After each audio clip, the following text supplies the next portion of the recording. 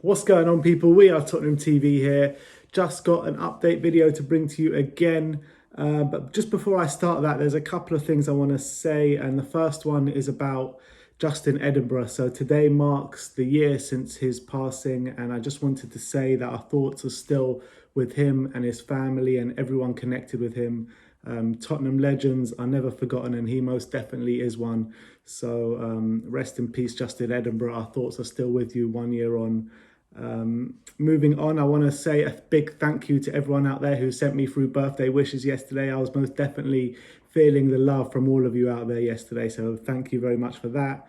And on a last note, I want to say a big thanks to everyone who's already voted for us in the Football Content Awards. We're up for Best Club Content Creator in the Premier League, so I'll leave a link in the description below. So I know loads of you have already smashed out voting for us, but if you haven't, then please do. We greatly appreciate all the support that you've given us as of yet. And yeah, just keep doing it because we'll keep bringing you the content. Now, let's move on to a couple of updates. So obviously, on the weekend, Tottenham played a training match at the stadium. It was a Tottenham 11 against the Tottenham 11. And let's just talk about a bit of what happened during the game and what we kind of could learn from it as well. So there was a home kit and an away kit team out. The home kit, the lineup was Lloris, Aurier, Foyth, Vertonghen and Davis, Winks and Skip in the middle with Gedson, Dele, Bergwijn and Kane, which was the first time Bergwijn, Kane and Gedson were all on the same side together on the pitch. And the away kit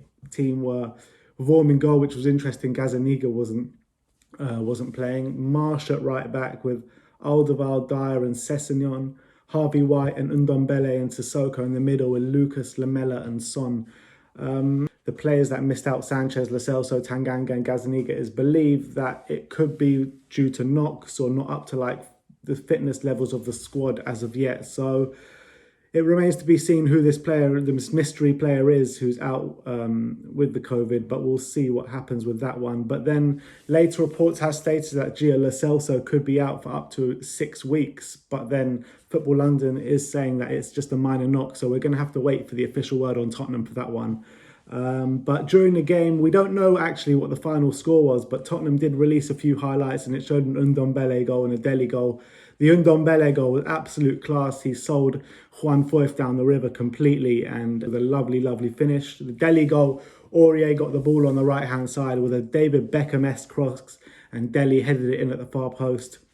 And there was also a goal from Lamela, which wasn't actually on the highlights, but it was on his Instagram post, and it showed him completely skinning 3 or 4 players and lovely slotting it in the corner. So there were some really nice performances. I really like the look of Ndombele. He looked really, really fit. I think that when you cast your mind back to when Mourinho kind of slated him, it's really music to all our ears seeing what he's looking like at the moment because he is looking fit. And also Ryan Sessegnon, everyone was talking about how he needs to bulk up and he's looking a bit more bulked up as well. So I think it's good news. I think most of the players look sharp. I was disappointed with Kane's performance, but everyone else, from what I saw, looked pretty sharp, to be honest. So that's good.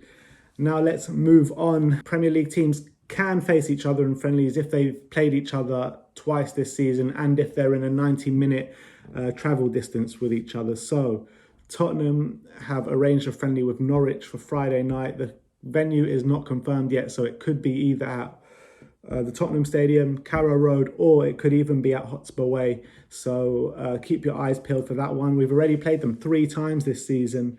First time was 2-2 with Harry Kane getting a late equaliser in the 86th minute at Carrow Road. The second time we played them was we beat them 2-1 at the Tottenham Stadium with a late goal from Heung-min Son to put us in the lead in the 79th minute. And then the last game was actually the last game played at the Tottenham Hotspur Stadium, and that was in the FA Cup going out on penalties. So we've won 1, drawn 1 and lost 1. Well, we've drawn 2 but lost on penalties. But yeah, it's going to be exciting to see Tottenham play. Hopefully there'll be somewhere to watch it. Hopefully they'll stream it live on the site or on Sky Sports or something like that. But it's not confirmed completely by the club that this friendly is taking place, but it's widely rumoured that it is. So keep your eyes peeled on the Tottenham website or the social media for that news, because I'm sure it will get announced in the next couple of days. But it looks like we will be playing Norwich in a friendly on Friday. Now let's move on to the Premier League. I've already brought to you that on the 19th of June we will be playing Man United at Tottenham Stadium, which is going to be a massive game, a 6-pointer. But after that, the Tuesday after, on the 23rd of June, we will be playing West Ham at home, and an 8:15 kickoff, and then the following Thursday we'll be playing on the 2nd of July against Sheffield United away, which that Sheffield United game and Man United game are both absolute 6-pointers. I can't stress the importance of that game. If we can get 9 points out of these next 3 games, it really puts us in a good position in the league. Obviously, we're 8th in the league at the moment on 41 points. Arsenal just a point below us and a game in hand with 40 points. But that game in hand is against Manchester City away. So I wouldn't be too worried about that. But obviously anything can happen. But yeah, going back on the fixtures, obviously Sheffield United only 2 points ahead of us in 7th spot. And then you got Man United in 5th spot, who are only 4 points ahead of us. So these games are so important. And obviously you've got Man City's impending charge that they're not going to be allowed into Europe over the next 2 years. But the court case has opened today, and we'll find out the news on that in August, or the late August, I think, of where Man City, if they'll be allowed in the Champions League or not. Personally, I believe they will be. We've seen it in the past, especially with AC Milan. I think it was a similar charge. They were banned for 2 years from Europe, and then that was cut down to 1 year. So I think a similar thing will happen here. But when looking at the table, we're quite a way off Chelsea in 4th, where they're on 48 points. We're on 41 points, like I said. So 9 games left to play. Is it possible for us to finish in the top 4? I think it's going to be a big ask. I think we can finish in the top 5, but I think top 4 might be a little bit of a stretch for us. But let me know in the comment section below, do you think we can make that top 4 spot? If we win our first 3 games, it will put us in a much better position, and we'll see what the table looks like after that and see what the other results are. But as it stands at the moment, it does look a bit of a stretch to finish in that top 4 spot.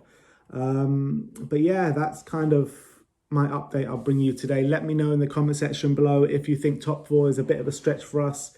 What you thought of the highlights of the pre-season friendly, and if you're excited for the Premier League to come back, let me know in the comment section below. Like, subscribe and comment, and as always, come Spurs.